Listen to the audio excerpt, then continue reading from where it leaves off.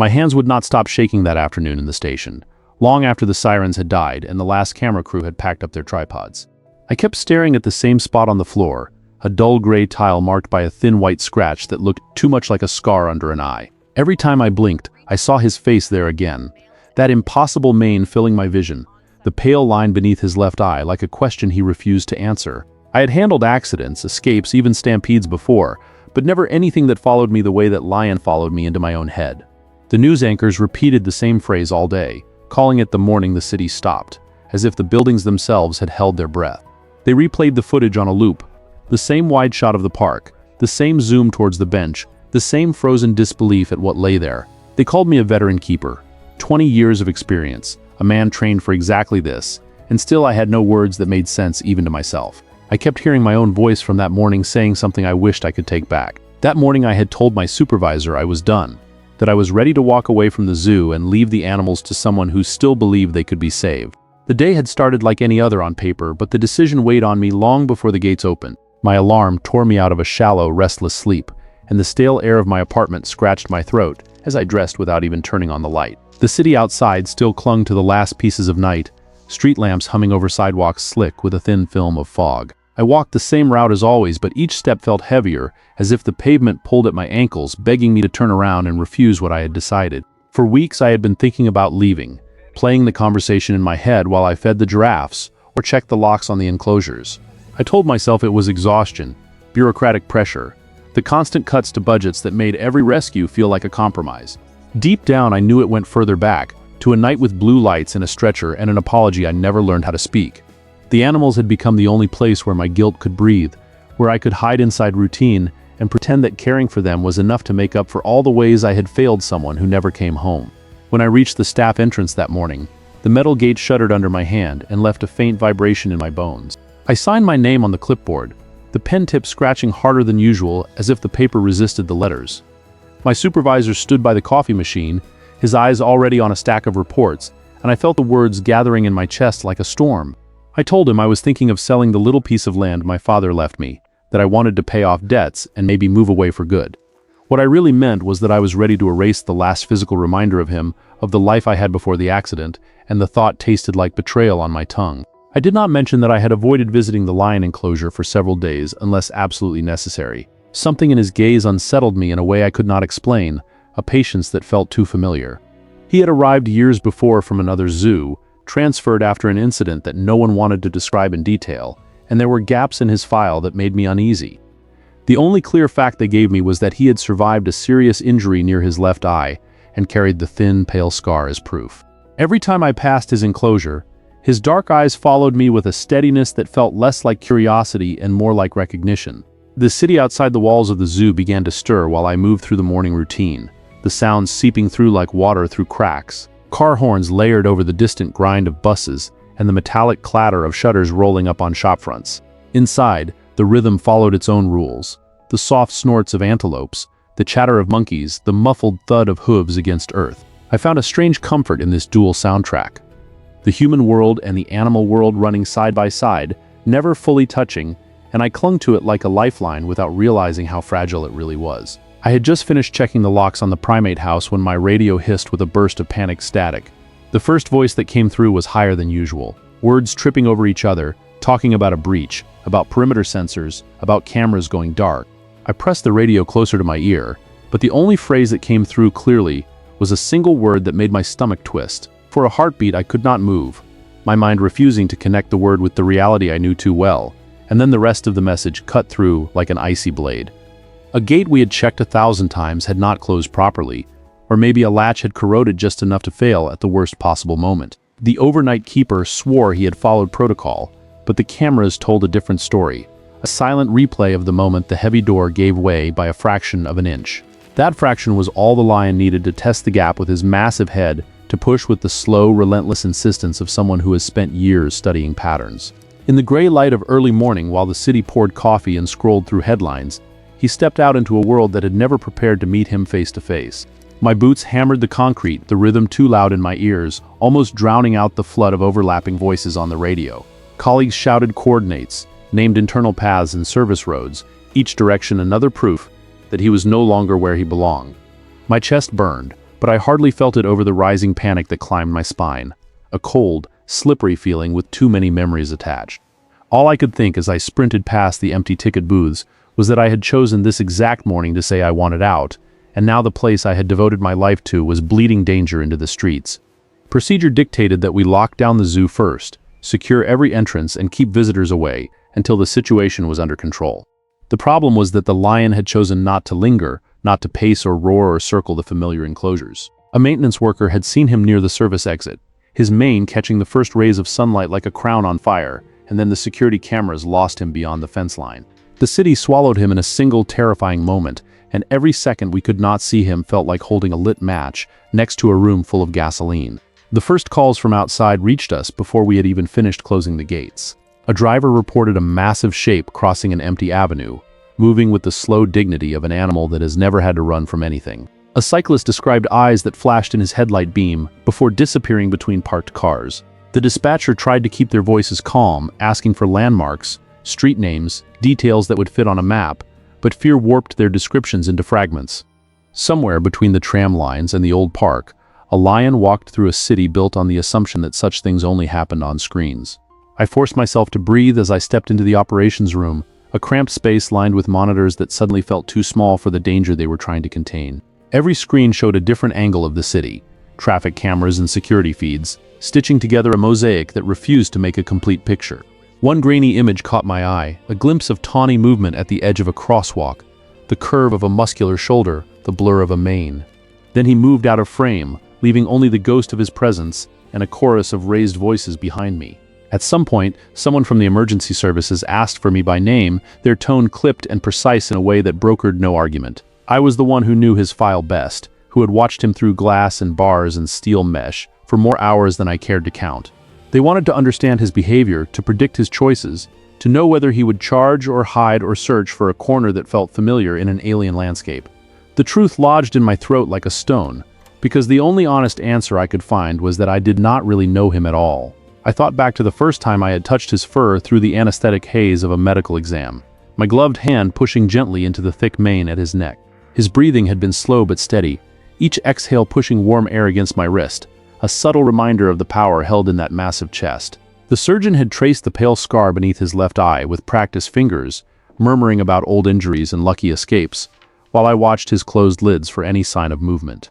At the time I had filed the scar away as just another detail in a long list of data, never suspecting that one day the entire world would fixate on that same thin line of altered skin. Even then, as the calls multiplied and the map on the wall filled with pins marking possible sightings, I felt something I could not name, pressing against the back of my mind. It was not just fear for the people on those streets, or for the animal made suddenly vulnerable by his own magnificence, though both weighed heavily on me.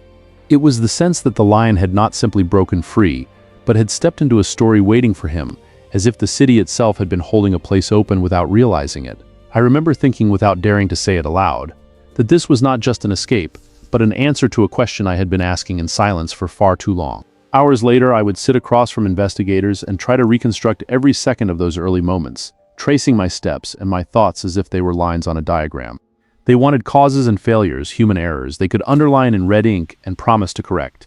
I understood that need, that hunger for an explanation neat enough to fit into a report, because I had lived with a similar hunger since the night my life split in two on a wet road and a single bad decision. Back then, they had called it an accident and assured me that some things could not be predicted, but their words never settled, anywhere I could trust. That morning as the lion moved away from the zoo, and the first helicopters took to the air, I felt the old guilt waking fully inside me. It did not flare like a sudden flame, but rose like something ancient shifting in deep water, brushing against everything I believed I knew about control. I had come close to leaving, to turning my back on the animals and the work that had held me together when nothing else would, and the timing felt almost intentional. The more I tried to push that thought away, the more it rooted itself in me, until I could no longer tell where my fear for the city ended and my fear of myself began. Looking back now, I understand that the morning everything stopped did not begin when the lion stepped onto the pavement outside the zoo, or when the first call reached the emergency line. It started in the quiet moment when I decided I no longer believed in what I was doing, when I allowed the weights of regret and fatigue to tilt the balance inside me. The world outside would remember the images of a lion on a park bench and a man who did not know his life had brushed against death. I remember the pale scar beneath a watchful eye, and the instant I realized that some animals escape not to flee from us, but to show us the cages we have built around ourselves. By the time the first helicopter carved its circle over the city, the lion had already crossed an invisible line between our world and something that felt almost mythical. People later said the air changed, that the usual sounds of traffic and conversation thinned out, as if someone had lowered the volume on an entire metropolis. I did not hear that hush directly. From the operations room, the city reached me only in fragments, in shouted updates and crackling radios, and the urgent tap of fingers against keyboards. Still, beneath all that noise I sensed a single shared pulse, a collective heartbeat tightening around one simple, terrifying fact. Outside, the story spread faster than we could track his movements, leaping from phone to phone like a spark looking for dry grass. A student filmed a shaky clip from a balcony, zooming in on a tawny shape gliding along the empty tram tracks, his mane lifting slightly in the breeze. A bus driver refused to open his doors at a stop after glimpsing golden eyes reflected in his side mirror, and the passengers pressed against the glass, searching the street with a mixture of dread and fascination. Within minutes, those scattered witnesses became part of a larger current, their images and voices merging into a single narrative that ran ahead of us, uncontrolled and unstoppable. Emergency services declared a perimeter around the old park, the place where most sightings converged like arrows pointing toward a target. Police cars blocked intersections in widening circles, their lights painting restless reds and blues across faces that refused to go home. Parents clutched children by the shoulders, pulling them back from the tape, while their own eyes strained for a glimpse of the animal that had stepped out of their childhood stories. The city did not know whether to hide or to watch, so it did both at once, compressing fear and curiosity into a tense electric stillness. Inside our room, maps and screens dictated our choices, but they did not show us the one thing we needed most, his state of mind. I studied every blurry frame the cameras caught, searching for signs of agitation, for the twitch of a tail ready to strike or the flattening of ears that would turn a tense situation into a bloodbath. Instead, I saw something that unsettled me even more, a measured pace and a head carried low, as if the lion walked not in panic, but in contemplation. He threaded through the streets the way he used to circle his enclosure at dusk, following an internal path only he could see. The park lay at the heart of the older district, a patch of green that had survived the advance of concrete like a memory refusing to be erased. I knew its layout almost as well as I knew the zoo, because I had walked there often in the early days after the accident, when hospitals and condolences and paperwork suffocated me. The winding paths, the worn benches, the pond with its indifferent ducks had given my grief somewhere to move that was not my own apartment. As the coordinates on the map narrowed toward that same space, something inside me tightened with a recognition that felt far from coincidence. We redirected units away from the busiest entrances, trying to funnel the lion toward quieter areas where the risk to people would shrink. On paper, it sounded like control, a careful nudging of fate using cars and sirens and barricades as shepherds. In truth, we were reacting more than guiding, always a few minutes behind the last confirmed sighting, chasing the echo of his presence rather than the animal himself. Every time a new report came in, the room lurched toward it like a single nervous body, and I felt my pulse climbing to match the frantic rhythm around me. Then someone mentioned the sandbox, that small corner of the park where older men liked to sit and read while children played nearby. The image hit me with unexpected force, layering over my own memory of Sundays when my father used to take me there, his newspaper folding and unfolding like a stubborn bird between us. The thought of that gentle, ordinary routine intersecting with a fully grown lion felt wrong on a level deeper than logic. I imagined ink-stained fingers turning pages while a shadow expanded on the ground beside the bench, and my throat closed around words I needed to say. I told the commander that we had to assume the worst, that we could not rely on luck to keep people away from the exact spot the lion might choose to rest. He agreed, but manpower had limits, and the park had more entrances than we had officers to cover them. They ordered loudspeaker announcements instructing civilians to leave the area immediately, their voices booming through avenues and bouncing off apartment walls. Some people listened and hurried away, clutching bags and hands and phones, while others hesitated on corners, drawn by the magnetic pull of proximity to danger. Somewhere in that half-obedient crowd walked an old man with a folded newspaper under his arm and a pair of headphones sealing him off from the world. I did not know him then, did not know his name or the song that played just loud enough to drown out the warnings blaring above his head. All I knew was that our greatest vulnerability moved on 2 slow feet, completely unaware that the city had redefined its idea of risk in the span of a few minutes. Another part registered something else, something softer and far more dangerous, in the way their proximity seemed to fill a void in both of them at once. I remembered the promise I had made to myself that morning, the decision to leave, to withdraw from the unpredictable bond between humans and creatures we pretend to understand but never fully do. Now watching an old man and a lion share a bench under a sky bristling with helicopters and fear, that decision felt unbearably small. The world outside that frame strained and shook and shouted, but inside it, a bubble of absurd, almost sacred quiet persisted. I did not yet understand why that stillness cut deeper than any roar, or why, hours later, I would realize that this was the moment when something inside me began to shift in a way I could never undo. No training manual prepares you for watching 40 minutes stretch into something that feels like the edge of the world. Time inside the operations room did not move forward in a straight line. It looped and stalled and lurched every time a new angle of that bench appeared on the screens. Each minute carried the weight of a possible ending, and yet nothing visible changed, as if the scene itself refused to obey the urgency pounding in our veins. The lion lay there, the old man read, and the rest of us hovered in a state that was not quite waiting and not yet acting. On the grass around the bench, the circle of emptiness held, a clear space carved out by fear and shouted orders. Officers crouched behind trees and stone planters, radios pressed tight to their mouths, speaking in low bursts that never crossed into the silent bubble at the center. The perimeter teams had pulled back civilians as far as they dared, creating a ring of faces at a distance, every gaze locked on that impossible pairing of predator and pensioner. The park had become an open-air theater, but the only two who did not know they were on stage sat at its heart. I watched the lion's chest rise and fall, counting each breath without meaning to, as if my attention alone could keep the rhythm steady. His tail lay still along the ground, the tuft at the end resting close to the old man's shoe in a detail that made my skin prickle. The mane, thick and tangled from his walk through unfamiliar streets, spread around his head like a dark halo catching tiny flecks of sun that filtered through the leaves above. Every few minutes, his ears flicked toward a distant siren or a rustle behind him, but the rest of his body remained heavy, almost surrendered. The old man shifted occasionally, crossing and uncrossing his legs, adjusting the newspaper on his lap with careful, deliberate hands. From where our cameras picked him up, I could see the faint movement of his jaw, as if he hummed along to a tune no one else could hear. His shoulders did not carry the tightness of someone aware of danger. They sloped with the relaxed fatigue of a person who has lived long enough to find comfort in routine. In that posture there was a gentleness that made the stakes more brutal, because everything about him seemed built for quiet mornings, not for sharing a bench with a lion. The decision to hold back, to wait before attempting any intervention, felt like balancing on the thinnest edge of a blade. Veterinary teams prepared tranquilizer darts at a mobile station near one entrance, their hands moving with practiced efficiency that clashed with the fear in their eyes.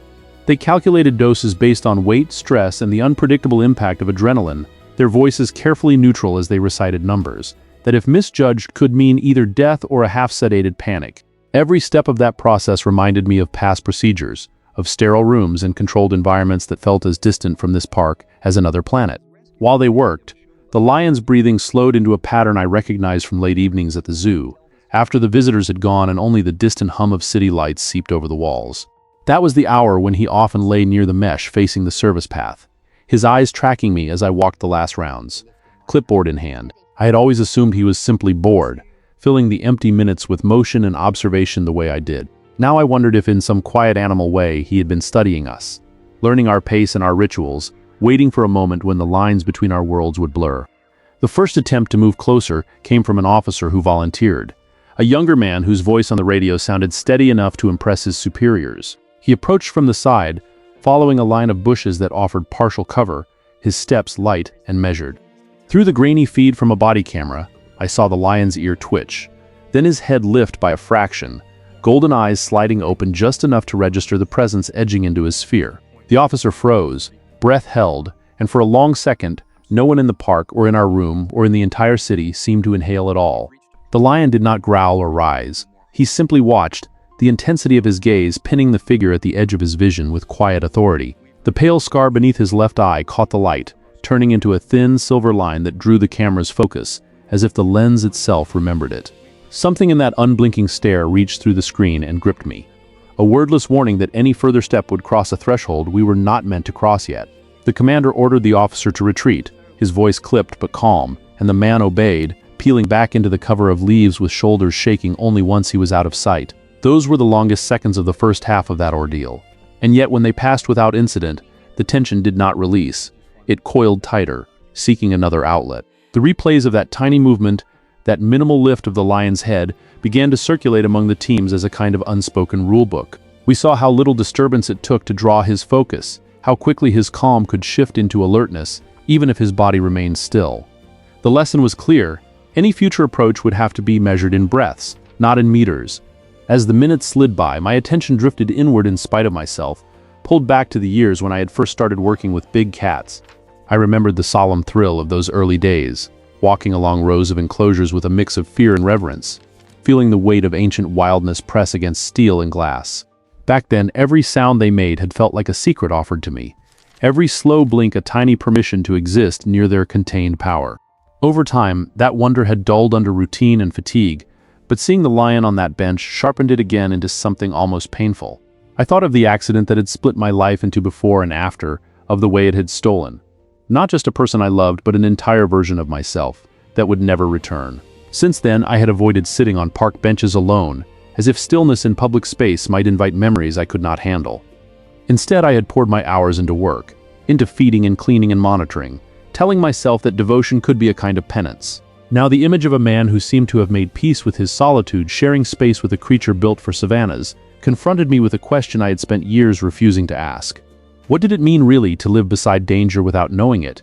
To carry on reading your paper while the world rearranged its breath around you? The old man's ignorance shielded him from terror, but it also stripped him of choice, of the chance to decide whether that risk was worth the company he unknowingly kept. Watching him, I recognized a quieter version of my own life, one where I had arranged routines so carefully that no new pain could slip through, only to discover that life did not need my permission to rearrange the furniture. The lion seemed to embody that truth physically, a living force that lay down beside the illusion of control and refused to move. At around the halfway point of that 40-minute stretch, a new kind of tension seeped into the edges of the scene. The lion shifted more noticeably, adjusting his weight with a slow exhale that made the newspapers on the old man's lap flutter at the corners. His paw extended slightly, claws still sheathed but powerful enough to tear through flesh and fabric in a single absent-minded gesture. The old man, still lost in his music and print, responded by moving his leg a fraction, making room without realizing how close he danced to a line most people never even approach. One of the bystanders, emboldened by the lack of overt aggression, crept closer than the officers wanted, angling a phone for a better shot. The lens zoomed in on the lion's face, capturing a close-up that would later circle the globe in 100 different languages. In that frame, the pale scar under his left eye dominated the composition, a stark, almost delicate mark against the rough texture of his fur. The image froze there for half a second, as the person filming gasped softly, the realization of proximity finally catching up with the thrill of documentation. In my memory, there is always a brief, absolute silence after that close-up, as if even the birds in the park forgot how to sing. The lion's nostrils flared, drawing in a deeper breath, his gaze flicking toward the new angle of attention without fully turning his head. For a heartbeat, it felt as though he were looking directly through the camera and into every room where his image would later be replayed, seeing us as clearly as we saw him. Then his eyes drifted shut again, the moment passing like the shadow of a cloud, but the echo of that almost connection stayed lodged in my chest. The veterinary team signaled that they were ready, their equipment prepped, the tranquilizer darts lined up with a precision that felt almost ceremonial. The commander hesitated, torn between the desire to act before anything went wrong and the fear that action itself might ignite the disaster he wanted to prevent. We debated angles of approach, wind direction, the thickness of the lion's mane, and how it might deflect a dart if fired from the wrong side. Each logistical detail doubled as a moral weight, because every plan we considered placed the old man's unknowing body at the center of a target. None of us were comfortable drawing. All the while, the lion breathed. The old man turned pages, and the city's collective heartbeat tapped against the inside of its ribs like a caged animal desperate for release. I found myself whispering under my breath without realizing it, small fragments of reassurance I used to murmur in the holding rooms before medical exams. I told myself I was speaking to the lion, asking him to hold on, to trust the people he had every right to fear. But a quieter part of me knew those words were also aimed inward. They reached toward the frightened version of myself that had stood on a rain-slick road years before, staring at twisted metal and flashing lights, begging for a second chance I did not deserve. Looking back, those 40 minutes feel less like a linear stretch of time and more like a suspended bridge, hanging over a drop that none of us could fully see. Every tiny movement, every breath and page turn and flick of an ear added one more fragile plank beneath our feet. We did not yet know how we would reach the other side, or what parts of ourselves would be different once we did. All we knew was that the world had narrowed to a bench, a scar beneath a lion's eye, and an old man who had no idea that the company he kept would soon rewrite both of our lives. The moment the decision finally solidified in the commander's eyes, the air in the operations room seemed to contract. All the arguments, the calculations, the cautious delays that had stretched those 40 minutes thin were suddenly behind us, leaving only a single, irreversible act ahead. We could not wait forever for the perfect alignment of certainty and safety, because that alignment does not exist when a wild animal lies within arm's reach of an unsuspecting human. The order left his mouth in a low, steady tone, and though it carried only a few words, I felt each one land inside me like a weight. Outside, the veterinary team moved with the quiet choreography of people who know that hesitation can be more dangerous than action. The chosen marksman, a specialist who had sedated countless animals in controlled environments, checked his rifle again, even though he had already checked it twice. He loaded the dart with hands that did not visibly shake, but the tightness around his jaw betrayed the pressure he carried. Every eye near the staging area gravitated toward that slim cylinder of metal and medication, as if it were a needle poised above the city's barely clotting fear. We had debated dosage earlier, running through numbers and scenarios until the digits blurred into each other. Too little, and the lion might only be startled, his instincts snapping awake in a surge of half-sedated panic that could end in torn flesh and shattered bone. Too much, and his powerful heart might not withstand the rush of chemicals, trading one kind of tragedy for another. In the end, we chose a precise middle ground, a dose calibrated for his weight and stress profile, trusting to hold steady against the storm of human anxiety swirling around it. The plan hinged on angle and timing, two elements as fragile as glass in a situation this volatile. The marksman would approach from behind the cover of a low hedge, using a narrow gap between two trees to line up a clear shot at the lion's flank.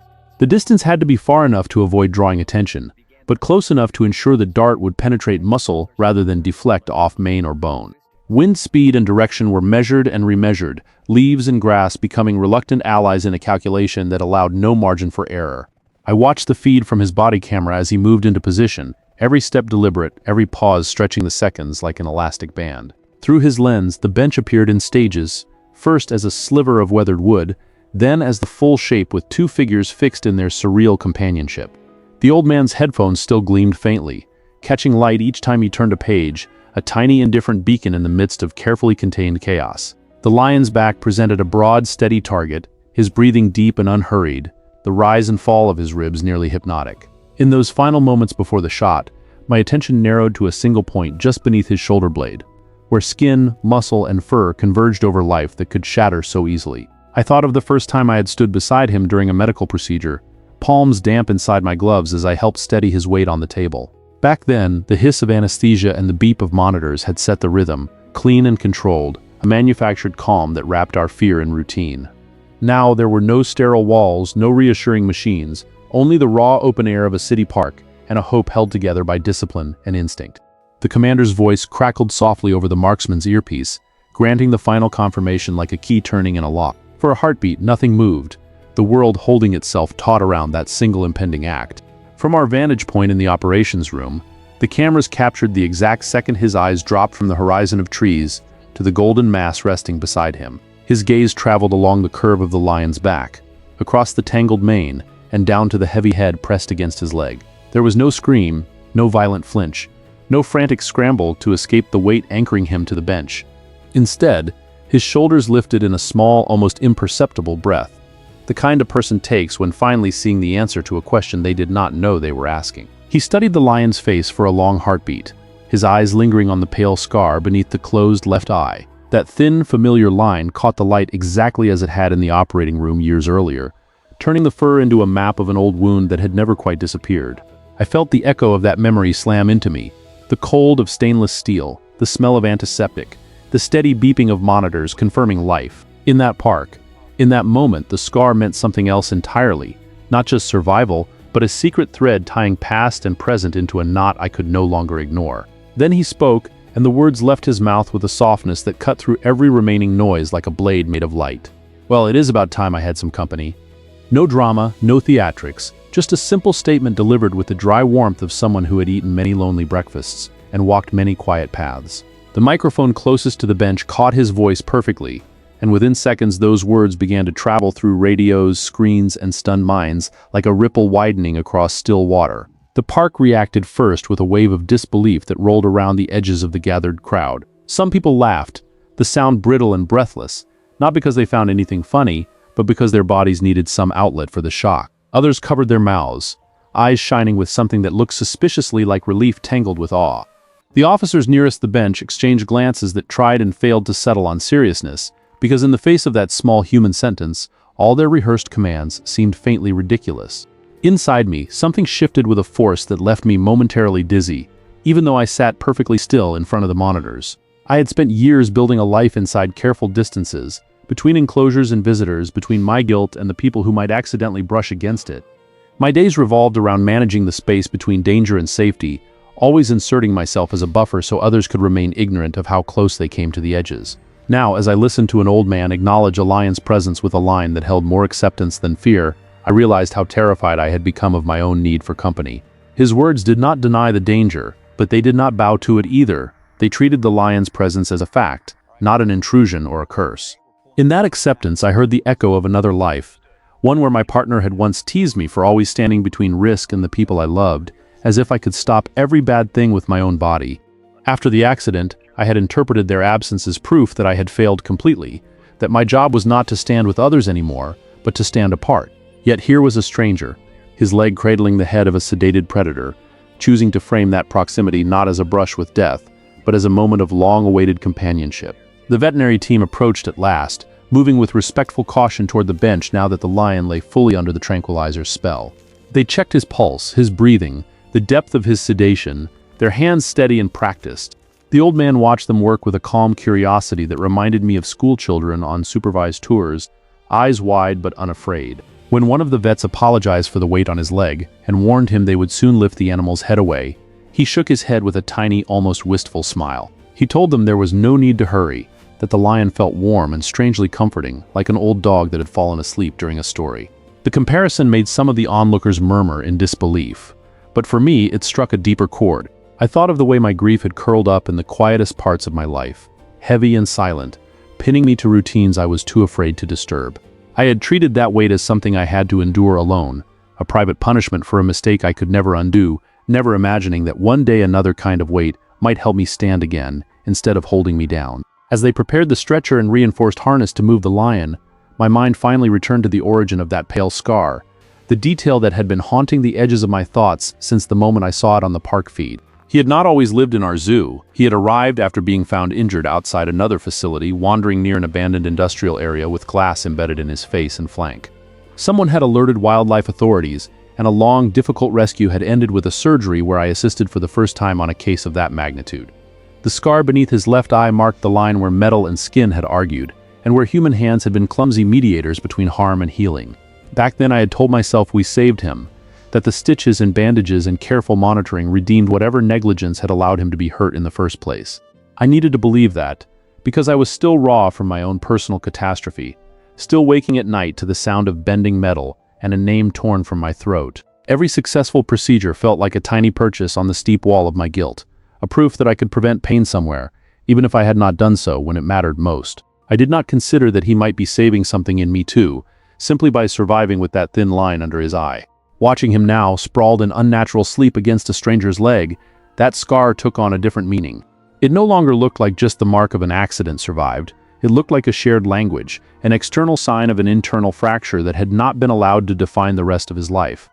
The city stared at that line as if it were decorative, an oddity that made him more recognizable in photos and headlines. For me, it became a mirror, showing me the shape of my own unseen wound, and the possibility that it, too, did not have to be the last word.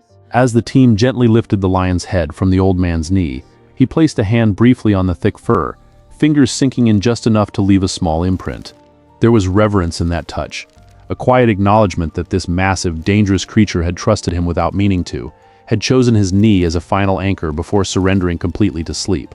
The old man looked at the paw stretched on the grass, the powerful shoulders, the slack jaw, and then at the faces of the people encircling them with phones and radios and wide eyes. His expression held no triumph, only a kind of thoughtful melancholy. Much later, after the lion had been transported back to the zoo, and the park had slowly exhaled its tension into stories and shaky laughter, I found myself sitting with the old man in a quiet room near the hospital. They wanted me there to explain the animal's behavior, to reassure him, to answer questions, but he did not seem particularly interested in the technicalities. He asked instead whether the lion would wake up safely, whether he would remember anything, whether he had suffered. I answered as honestly as I could, telling him that the sedation would wear off and that, as far as we knew, animals did not replay their fear the way we did. Then he asked me the one question I had been avoiding all day, though I had not known I was avoiding it. Did I ever feel lonely among all those animals, or did their presence make it easier to forget the parts of life that hurt? His eyes held mine with a gentleness that felt strangely familiar, the same patient attention I had once seen in the lion's gaze when I walked my rounds at dusk. For the first time in years, I did not default to a practiced answer about dedication, responsibility, or the importance of my work. I told him the truth, that I had spent a long time mistaking isolation for strength, convincing myself that I deserved to stand apart because of one night and one choice that had turned ordinary rain into catastrophe. I admitted that I had been ready that very morning to walk away from the animals and the fragile bond they maintained between wildness and our curated safety. Saying the words out loud felt like stepping into open air without knowing if there was ground beneath my feet. He listened without interruption, then nodded slowly, as if confirming something he had already suspected. He said that growing old felt, in some ways, like being tranquilized by time, watching strength seep away while the world moved faster and louder around you. I stopped in front of him, hands resting on the railing, and let the moment stretch as long as it needed to. We regarded each other across the distance, both marked in visible and invisible ways by what had happened in the park. He had carried his scar for years before all of this, but now the world saw it as part of a story about trust and unlikely companionship. I had carried mine in silence, buried under layers of self-punishment. But now I understood that survival did not mean erasing the wound, it meant learning how to live in its company. The morning the city stopped will always be remembered for the images, for the lion and the bench, and the old man who greeted danger like an overdue guest. For me, though, its lasting impact lies in the quieter shift that followed, in the way it forced me to step out from behind the glass of my own defenses. That lion did not escape to punish us or to remind us of our fragility. He escaped in some inexplicable way, to show me that the cages I feared most were the ones I had built inside myself. And when he laid his head on that stranger's knee and finally slept, he did not just surrender to a dart, he gave me permission, at last, to lay down my own weight and accept that it was about time I had some company too.